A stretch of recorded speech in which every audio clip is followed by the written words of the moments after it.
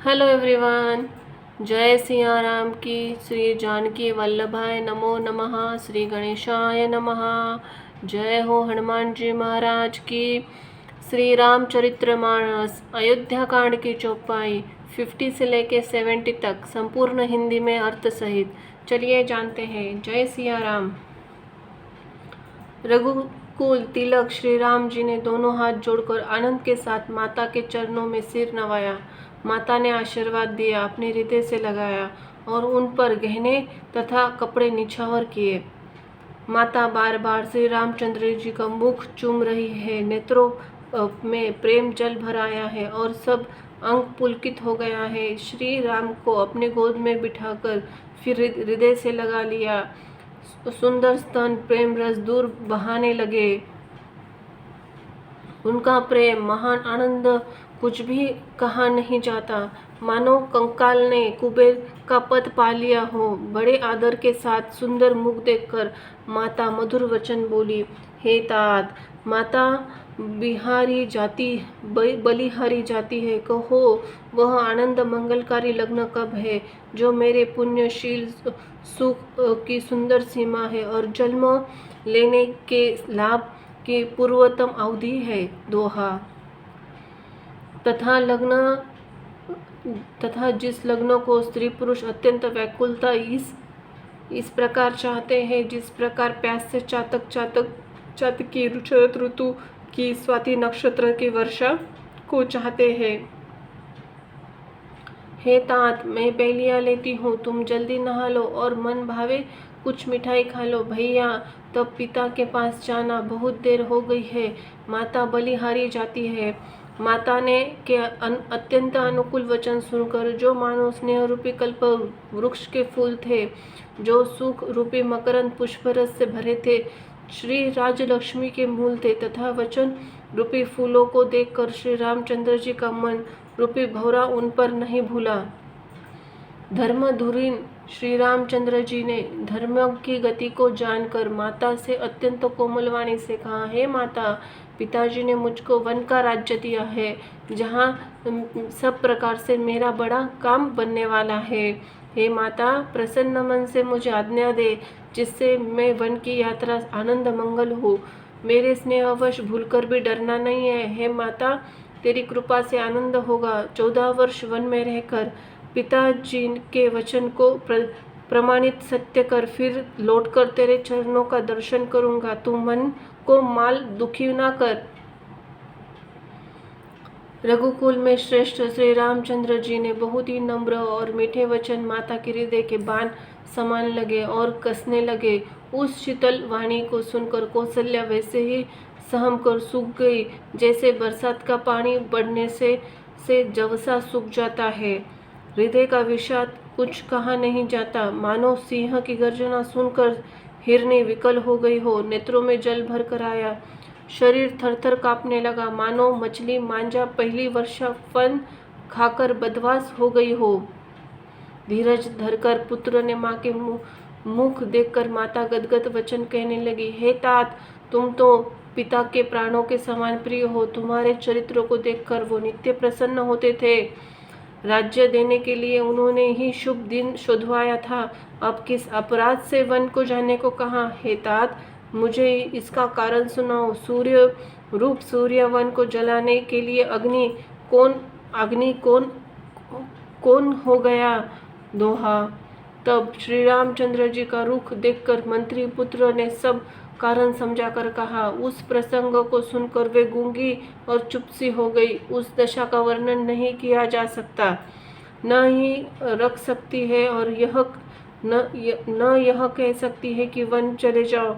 दोनों ही प्रकार से हृदय में बड़ा भारी संताप हो रहा है।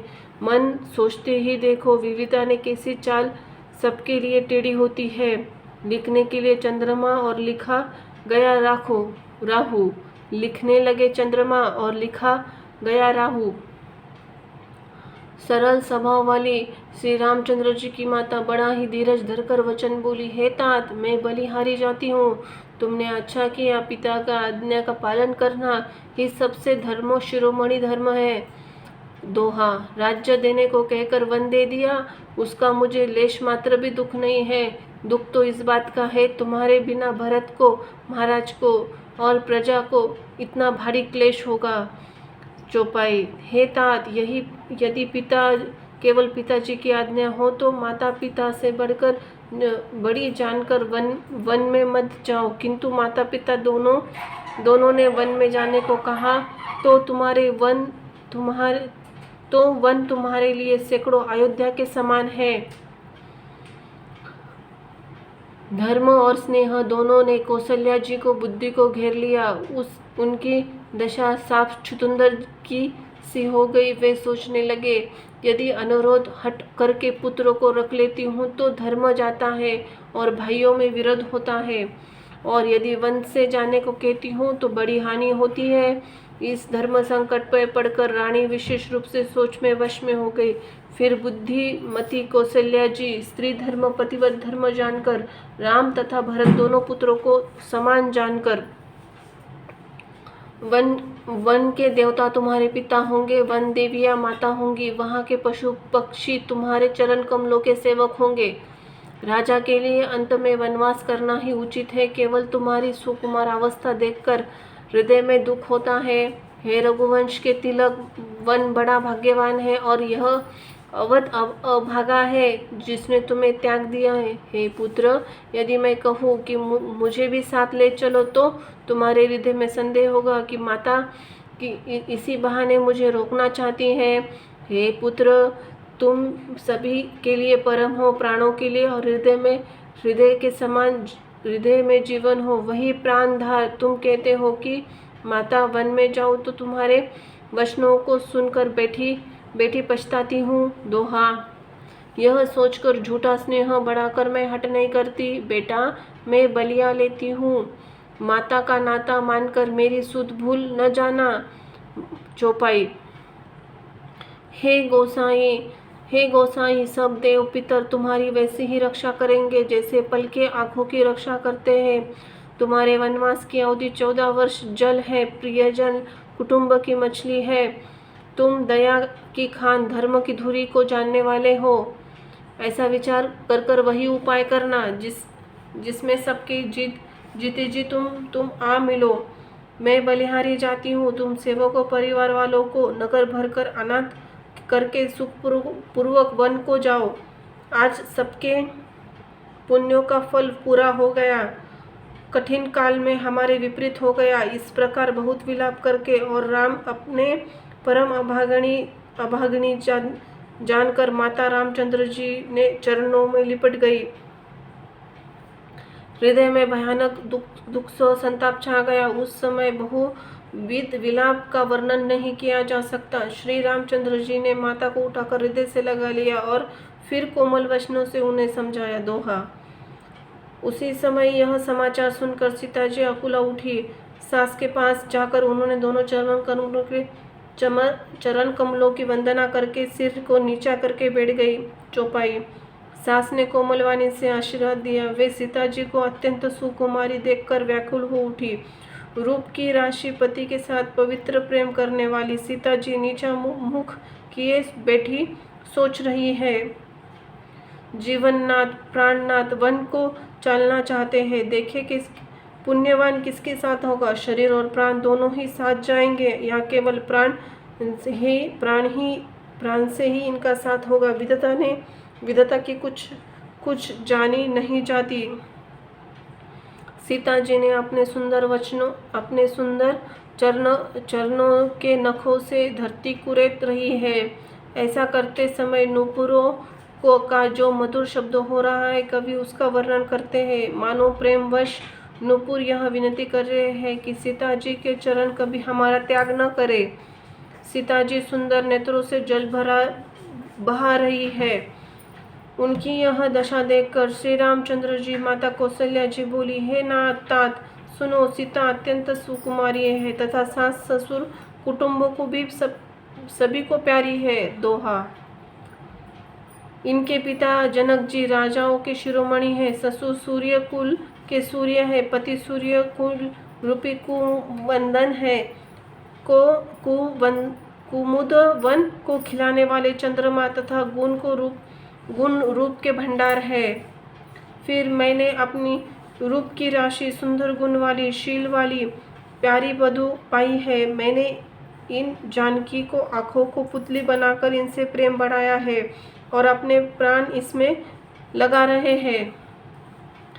इन्हें कल्पवता के समान मैंने बहुत तरह से बड़े लाड चाव के साथ स्नेह रूपी जल से सींच कर पाला है। अब लता फूलने फलने का समय विधाता वाम हो गया। कुछ जाना नहीं जाता कि इसका परिणाम क्या होगा। सीता के प्रिय कृपष्ट पलंग के ऊपर गोद और हिंडोलों को छोड़कर कठोर पृथ्वी पर पैर भी नहीं रखा। मैं तो सदा संजीवनी जड़ी के समान सावधानी से इनकी रखवाली करती हूँ, कभी दीपक की बत्ती हटाने को भी नहीं कहती। वही सीता अब तुम्हारे साथ वन चलना चाहती है रघुनाथ, उसे क्या आज्ञा होती है। चंद्रमा की किरणों का रस अमृत को चाहने वाली चकोरी और सूर्य की आग की तरह किस तरह मिला सकते हैं। 7 हाथी सिंह राक्षस अनेक दुष्ट जीव जंतु वन में विचरते हैं। हे पुत्र, क्या विष की वाटिका में सुंदर संजीवनी बूटी शोभा पा सकती है। चौपाई।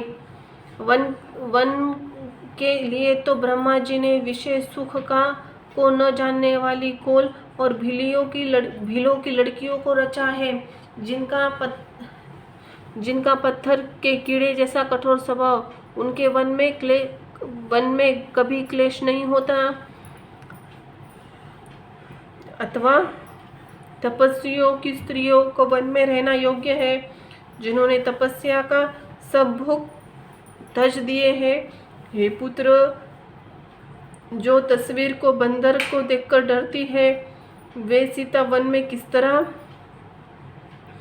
तरह से रहेगी। जो तस्वीर के बंदर को देखकर डरती है, वे सीता किस तरह से रहेगी।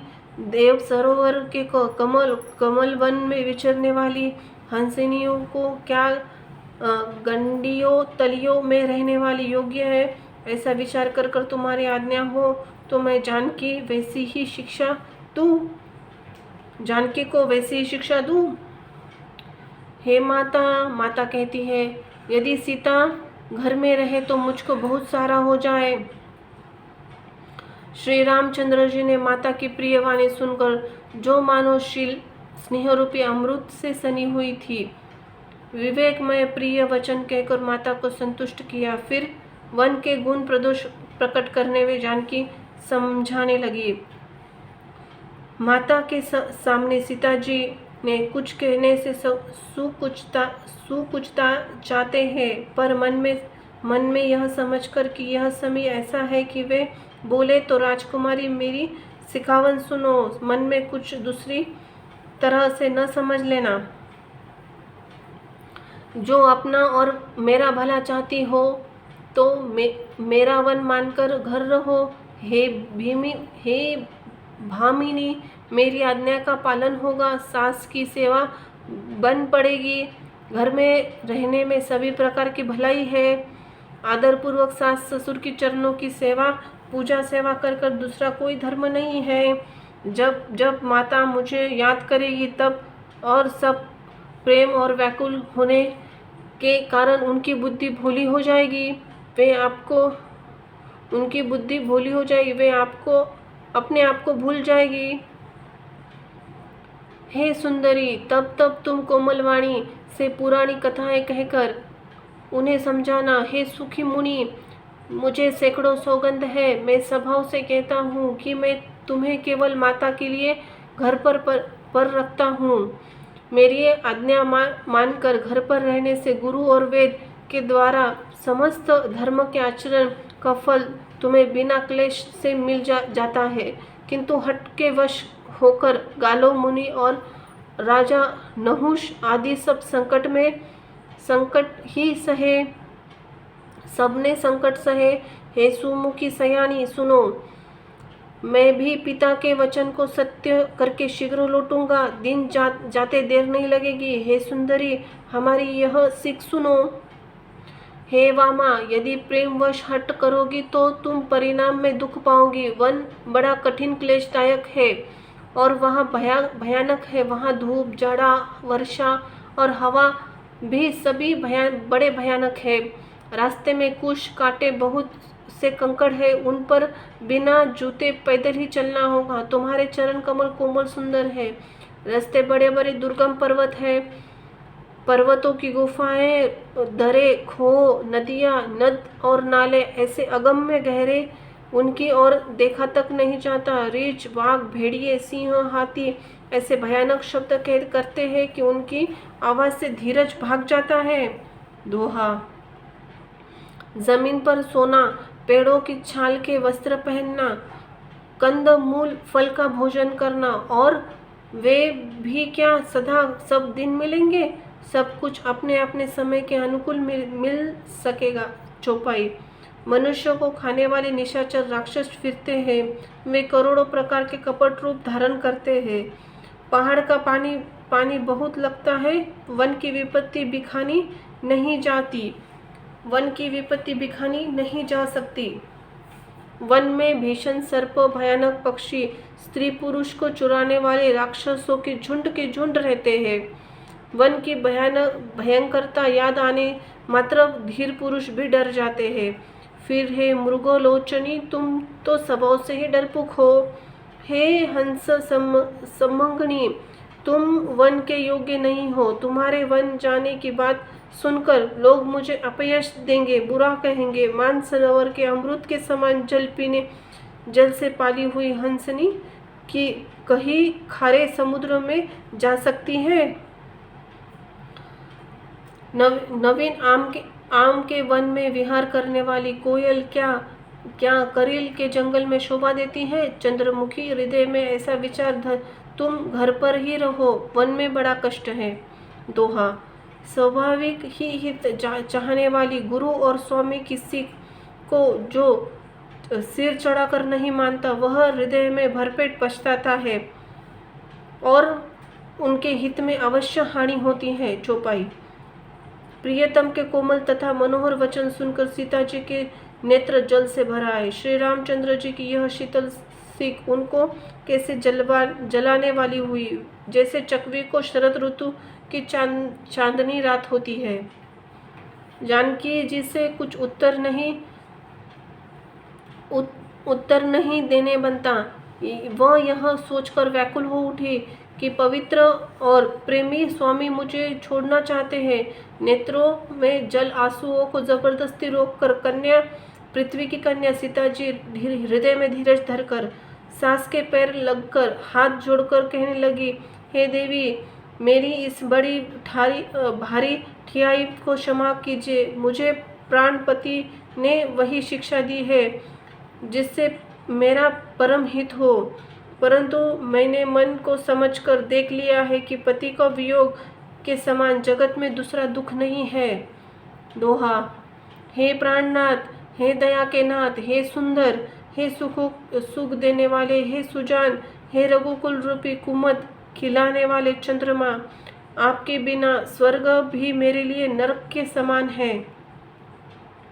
चौपाई। माता पिता, बहन प्यारा, भाई प्यारा, परिवार मित्रों का समुदाय, सास ससुर, गुरु, स्वजन, बंधु भाव, सहायक और सुंदर सुशील सुख देने वाला पुत्र, हे नाथ, जहाँ तक स्नेह के नाते हैं, पति के बिना स्त्री को सूर्य से भी बढ़कर तपाने वाले हैं। शरीर, धन, घर, पृथ्वी, नगर और राज्य, पति के बिना स्त्री के लिए सब कुछ शोक का समाज है।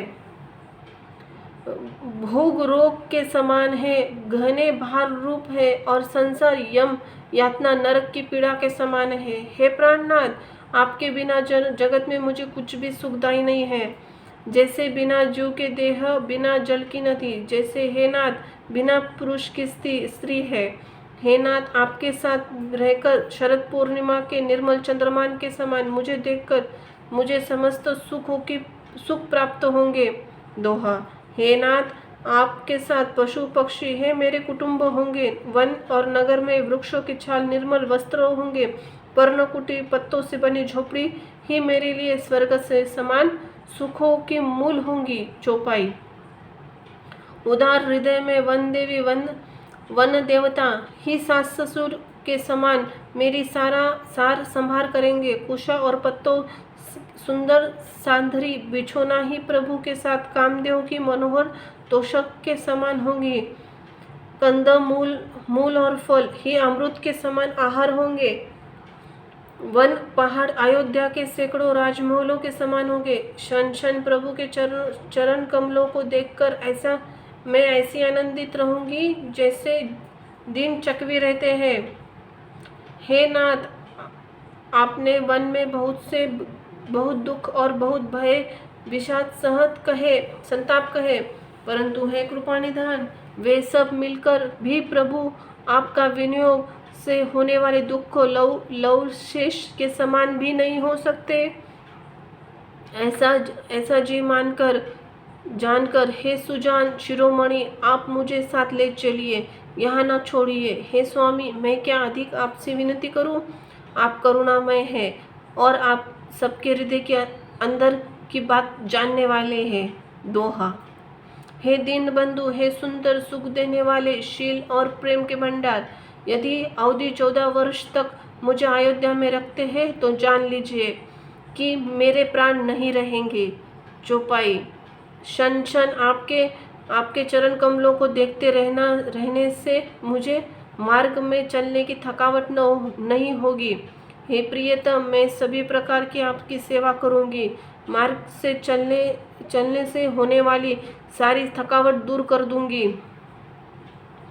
आपके पैर धोकर पेड़ों की छाया में बैठकर मन में प्रसन्न होकर हवा करूंगी, पंखा झीलूंगी। पसीने की बूंदों को सहित शाम शरीर को देखकर प्राण पति के दर्शन करते हुए दुखों के लिए मुझे अवकाश ही कहाँ रहेगा। समतल भूमि पर घास और पेड़ों के पत्ते बिछाकर यही दासी रात भर आपके चरण दबाएगी। बार बार आपके कोमल मूर्ति को देखकर मुझको गर्म हवा भी नहीं लगेगी। प्रभु के साथ रहते मेरी ओर आंख उठाकर देखने वाला कौन है? अर्थात कोई देख नहीं सकता। जैसे सिंह और स्त्री सिंहनी को खरगोश और सिंह भी नहीं देख सकते। मैं सुकुमारी हूँ और नाथ वन के योग्य है। आपको तो तपस्या उचित है और मुझको विषय भोग। दोहा। ऐसे कठोर वचन सुनकर भी जब मेरा हृदय न फटा हो तो प्रभु, मालूम होता है ये पामर प्राण आपके वियोग में भीषण दुख सहेंगे। चौपाई। ऐसा कहकर सीता जी व्याकुल हो गई। वे वचन के विनियोग को भी नहीं संभाल सकी, अर्थात शरीर से विनियोग की बात को अलग रही। वचन से भी विनियोग की बात सुनकर वे अत्यंत विकल हो गई। उनकी यह दशा देखकर श्री रघुनाथ जी ने अपने जी में जान लिया कि हठपूर्वक इन्हें यहाँ रखने से ये प्राणों को नहीं रखेगी। तब कृपालु सूर्यकुल के स्वामी श्री रामचंद्र जी ने कहा, सोच छोड़कर मेरे साथ वन चलो। आज विषाद करने का अवसर नहीं है, तुरंत वन आगमन की तैयारी करो। श्री रामचंद्र जी ने के प्रिय वचन कहकर प्रियतमा सीता जी को समझ आया। फिर माता के पैरों को लगकर आशीर्वाद प्राप्त किया। माता ने कहा, बेटा जल्दी लौटकर प्रजा के दुख मिटाना। यह निष्ठुर माता तुम्हें भूल न जाए। हे विधाता, क्या मेरी दशा फिर पलटेगी? क्या मैं अपने नेत्रों से मैं इस मनोहर जोड़ी को देख पाऊंगी? हे पुत्र, वह सुंदर दिन शुभ घड़ी कब होगी जब तुम्हारी जननी जीते जी तुम्हारा चांद सा मुखड़ा फिर देखेगी? दोहा। हे तात, वत्स कहकर, लाल कहकर, रघुपति कहकर, रघुवीर कहकर मैं फिर तुम्हें बुलाकर हृदय से लगाऊंगी और हर्षित होकर तुम्हारे अंगों को देखूंगी। चौपाई। यह देखकर कि माता स्नेह के मारे आदिर हो गई और इतनी अधिक व्याकुल है कि मुंह से वचन नहीं निकलता। श्री रामचंद्र जी ने अनेक प्रकार से समझाया, वह समय स्नेह से वर्णित नहीं किया जा सकता।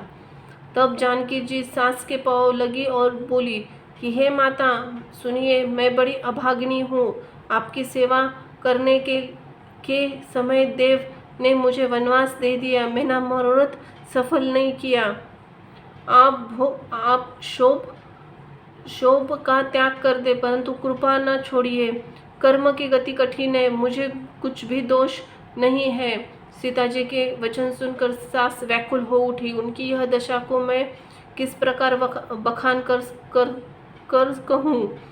उन्होंने सीता जी को बार बार हृदय से लगाया और धीरज धरकर शिक्षा दी, आशीर्वाद दिया। जब तक गंगा जी और यमुना जी में जल की धारा बहे, तब तक तुम्हारा सुहाग अचल रहे। सीता जी को सास ने अनेक प्रकार के आशीर्वाद शिक्षाएं दी और वे सीता जी से बड़े प्रेम बार बार चरण कमलों में सिर नवाकर चली। चौपाई। जब लक्ष्मण ने समाचार पाए तब वो व्याकुल और उदास हो मुंह पर उठ दौड़े। शरीर कांप रहा है, रोमांच हो रहा है, नेत्रों में आंसू भर रहे हैं। प्रेम अत्यंत अधीर होकर उन्होंने श्री रामचंद्र जी के चरण पकड़ लिए हैं। वे कुछ नहीं कह सकते, खड़े खड़े देख रहे हैं, जैसे दिन हो रहे हैं, मानो जल निकाले जाने पर मछली दिन हो रही हो। हृदय में यह सोच है कि विधाता क्या होने वाला है, क्या हमारा सुख और पुण्य पूरा हो गया? मुझको श्री रघुनाथ जी क्या कहेंगे? घर पर रखेंगे, साथ ले चलेंगे? श्री रामचंद्र जी ने भाई लक्ष्मण को हाथ जोड़े और शरीर तथा घर सभी से नाता तोड़े हुए खड़े देखा। तब नीति निपुण और शील स्नेह सरलता सुख के समुद्र श्री रामचंद्र जी के वचन बोले, हे तात, परिणाम में होने वाले आनंद को हृदय में समझकर तुम प्रेमवश के अधीर मत हो। जो लोग माता पिता गुरु और स्वामी की शिक्षा को स्वाभाविक ही सिर चढ़ाकर उसका पालन करते हैं, उन्होंने ही जन्म लेने में लाभ पाया है, नहीं तो जगत में जन्म ही व्यर्थ है। चौपाई। हे भाई, हृदय में ऐसा जानकर मेरी सीख सुनो और माता पिता के चरणों की सेवा करो। भरत और शत्रुघ्न पर नहीं, महाराज वृद्ध है और उनके मन में मेरा दुख है। इस अवस्था में मैं तुमको साथ लेकर वन जाऊं तो अयोध्या सभी प्रकार के अनाथ हो जाएगी। गुरु पिता माता प्रजा और परिवार सभी प्रकार के दुखा सह भार पड़ेगा। अंत तुम यही रहो, सबका संतोष करते रहो, नहीं तो तात बड़ा दोष होगा। जिसके राज्य में प्रजा प्यारी दुखी रहती है, वह राजा अवश्य नरक का अधिकारी होता है। हे तात, ऐसी नीति विचार कर तुम घर रह जाओ। यह सुनते ही लक्ष्मण जी बहुत व्याकुल हो गए। इन शिथिल वचनों से वे कैसे सूख गए, जिसके पाले के स्पर्श से कमल सूख जाते हैं। बोलो श्री हरि गोपाल चंद्र की जय। जय हो सिया राम की जय। जय हो हनुमान जी महाराज। जय हो लक्ष्मण जी। धन्यवाद।